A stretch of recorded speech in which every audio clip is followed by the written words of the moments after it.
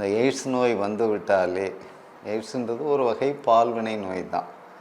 நம்ம முன்னோர்கள் 3000 ஆண்டுகளுக்கு முன்னாடி இதை வெட்டை நோய் என்று வரையறுத்திருக்கிறார்கள்.